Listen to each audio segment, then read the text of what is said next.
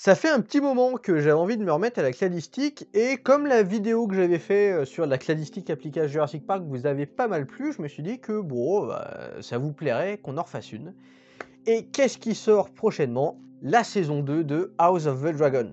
Et comme tout est dans le titre, et ben, il y a des dragons. C'est comme le pour salut, hein, c'est marqué dessus. Et on va pas se mentir, c'est surtout pour les dragons, plus que pour le scénario que je regarde la série.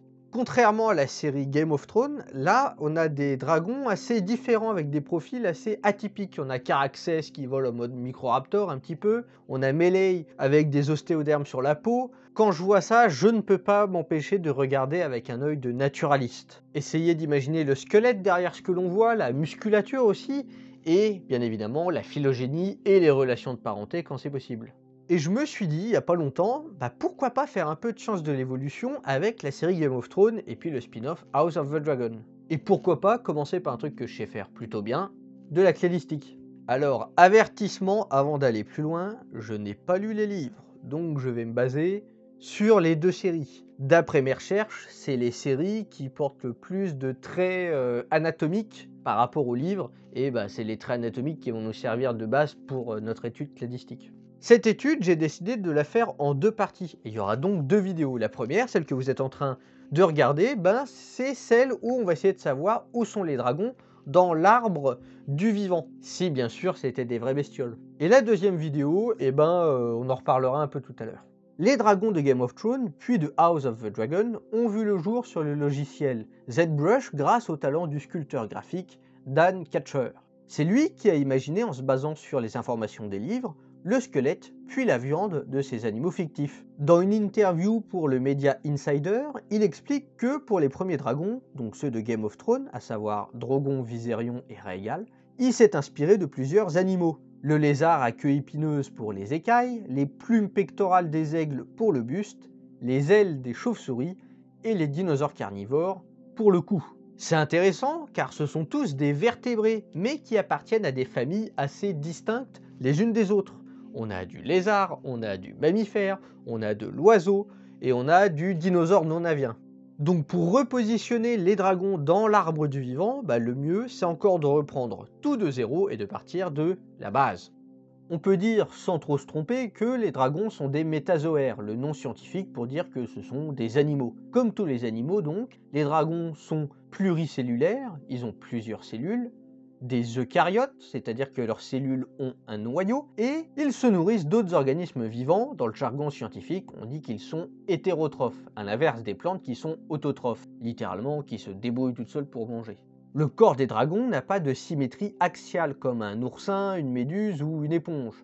Le corps a un côté gauche et un côté droit, et on distingue aussi une tête, là où les animaux cités plus tôt n'en ont pas. Ces deux caractéristiques nous indiquent que les dragons sont, au sein des animaux, des bilatériens, littéralement ceux qui ont deux côtés. Dans les deux séries, on peut voir le crâne de Balerion, le plus grand des dragons connus dans l'univers de Martins. Et qui dit crâne, dit qu'au sein des bilatériens, les dragons sont des vertébrés, comme nous et tous les animaux à squelette.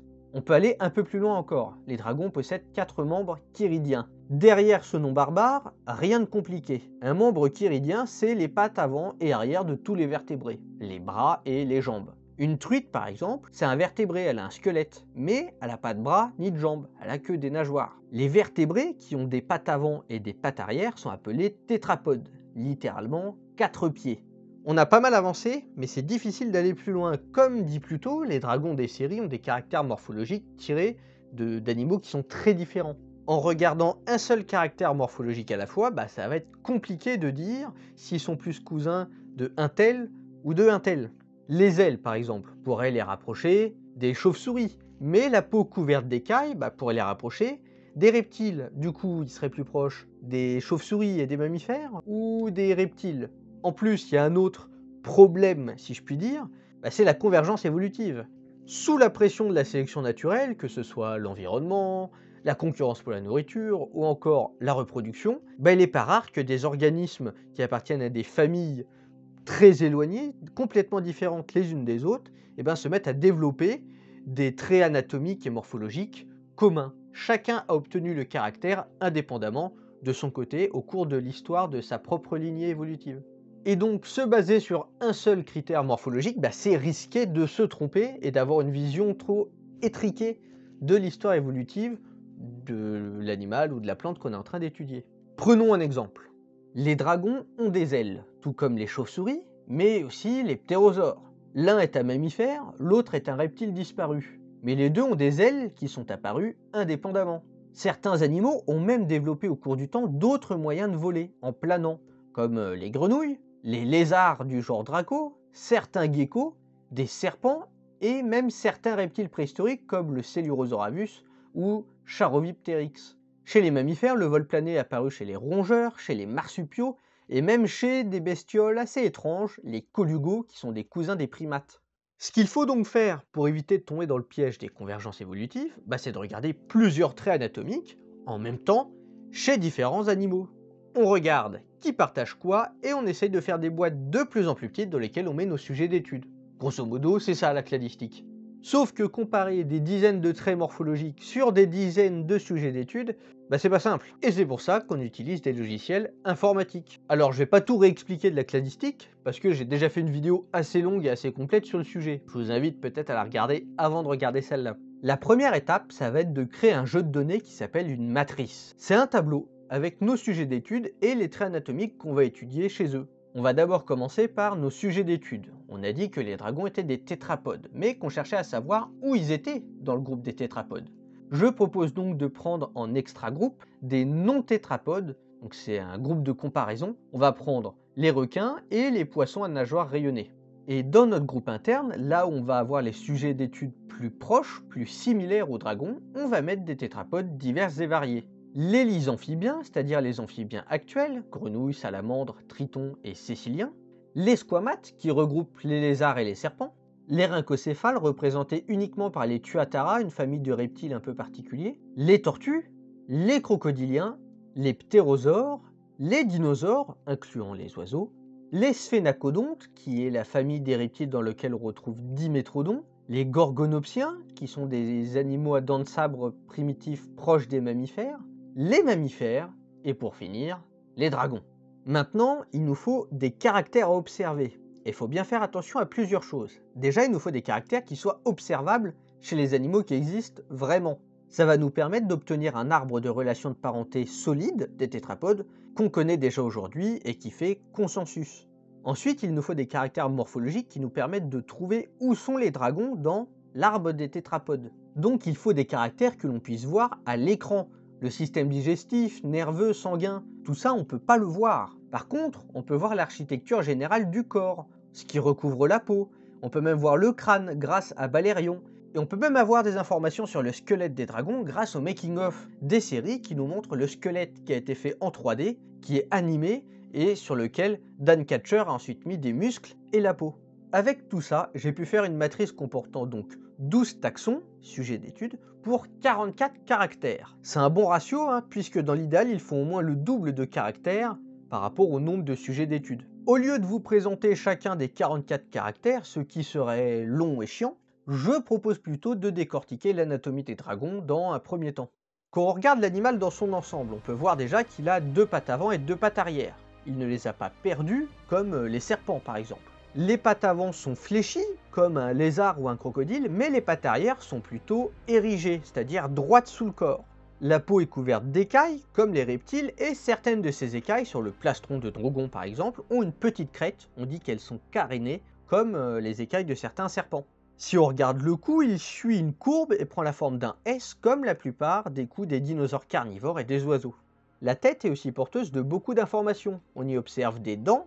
Ces dents sont toutes pointues, mais on observe une différence entre celles à l'avant, avec un seul pic, et celles à l'arrière qui ressemblent plus à des molaires de mammifères carnivores. On observe aussi des dents sur le palais, on appelle ça des dents palatines, sur certains dragons, comme on peut retrouver chez les mosasaures et chez certains lézards et serpents. Et les lèvres se rebroussent comme chez les mammifères. Les deux séries nous montrent également un gros crâne de dragon. Le crâne est chez les vertébrés un bon indicateur pour retrouver les liens de parenté. On voit qu'il y a une fosse, un trou dans le crâne, entre l'orbite et la cavité nasale, ce qu'on appelle la fosse antéorbitaire, et cette fosse on la retrouve chez les dinosaures et les crocodiles primitifs. On voit aussi qu'il n'y a pas d'anneau sclérotique, qui est un anneau de petits os qui entoure l'œil et que les mammifères par exemple ont perdu. On voit que la mandibule est faite d'un seul os comme chez les mammifères, à contrario des amphibiens et des reptiles où elle est faite de plusieurs os. À l'arrière du crâne on voit des pointes mais pas de trous. Balérion n'a pas de fosse temporale, donc c'est les fosses qui sont à l'arrière du crâne derrière les orbites, comme les mammifères qui en ont une ou les reptiles qui en ont deux. Le making-of des séries nous permet par contre de mitiger un petit peu cette histoire de fosse temporale. Par exemple, dans le making-of de la saison 1 de Game of Thrones, on voit que les dragons nouveau-nés n'ont pas de fosse temporale, comme Balérion, qui lui est un vieil adulte. Mais on voit qu'à partir de la saison 3, c'est un crâne avec au moins une fosse temporale qui est utilisée. Un crâne de T-Rex est largement utilisé comme base, mais avec une seule fosse, comme un mammifère, et non pas deux fosses, comme on devrait retrouver sur un vrai crâne de T-Rex. Le making-of nous permet aussi de voir que les dragons ont en général un sternum bien développé, parfois même transformé en bréchet, comme chez les oiseaux, sur lequel s'insèrent et s'accrochent de très gros muscles pectoraux pour pouvoir justement battre des ailes. On voit aussi que toutes les vertèbres entre les épaules et le bassin ont des côtes, comme un reptile, là où les mammifères ont des vertèbres lombaires en bas du dos qui n'ont pas de côtes. Et en vrai, tout ça c'est déjà pas mal. Je vous passe certains caractères anatomiques pointilleux et techniques, mais en tout cas avec tout ça, on peut coder le dragon et le mettre dans notre matrice de caractères. J'ai fait tourner la matrice sur le logiciel Pope et le résultat est surprenant. Les dragons tombent cousins des mammifères. Et oui, on va regarder un peu plus dans le détail les caractères partagés avec les mammifères. On retrouve la perte de l'anneau sclérotique, la perte de l'œil pinéal, qui est un capteur de luminosité et de température qu'il y a sur le sommet du crâne des reptiles, mais qui a été perdu chez les mammifères, et la mandibule est en un seul os, et pas en plusieurs. Avec les mammifères et les gorgonopsiens, qui sont les plus proches, ils partagent que les membres postérieurs érigés. Le reste des caractères, qui sert à faire les liens de parenté, n'est pas observable chez les dragons, et c'est la parenté mammifère-gorgonopsien qui se traduit en réalité à travers cet arbre. Mais la parcimonie, c'est-à-dire le fait de privilégier le plus simple, ce qui demande le moins de changements, mène à penser que les dragons ont également ces caractères, bien que non observables. Ces caractères, ce sont la perte des os postfrontaux qui sont au-dessus légèrement en arrière des orbites, et l'apophyse coronoïde, une excroissance sur l'os de la mâchoire qui sert à insérer des muscles pour fermer la bouche. Avec les sphénacodontidés, comme Dimétrodon, ils présentent la présence ou le début de présence d'un anneau tympanique, un os en anneau sur lequel est tendu le tympan, un peu comme un tam-tam ou une cymbale. La fusion des os postpariétaux avec les os postpariétaux à l'arrière du crâne, et une hétérodontie, à savoir que les dents du devant, comme les incisives et les canines, sont différentes des dents à l'arrière, comme les prémolaires et les molaires. Et pour finir, au sein des amniotes, les dragons partagent le fait de pondre des œufs amniotiques, c'est-à-dire avec une coquille et un petit qui n'est déjà formé.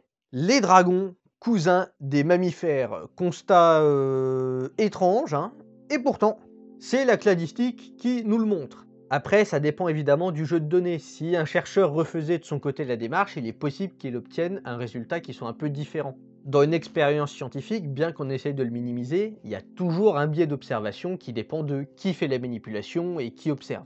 C'est comme ça. Maintenant, il est vrai qu'entre un mammifère et un dragon de Game of Thrones, il est difficile de voir un lien de parenté du premier coup d'œil. Et c'est normal. Il y a une autre chose qu'il faut prendre en compte également, c'est que chaque branche a évolué de son côté, à partir d'un ancêtre commun. Donc oui, ils partagent des traits qu'avait l'ancêtre commun hypothétique. Par exemple, 4 membres, le fait d'avoir 2 bras et 2 jambes. Mais chaque lignée a aussi acquis des caractères qui la rendent unique. Elles peuvent aussi perdre certains de ces traits morphologiques qui les font appartenir à telle ou telle famille d'organismes. Les baleines par exemple font partie des ongulés à doigts pairs, qu'on appelle les artiodactyles, dans lesquels on retrouve les vaches, les cerfs, les moutons, les girafes, les cochons, les dromadaires, mais ils ont perdu leurs sabots et même leurs pattes arrière. Du coup, bon courage pour compter les doigts de pied et savoir si c'est un nombre pair ou pas sur une baleine.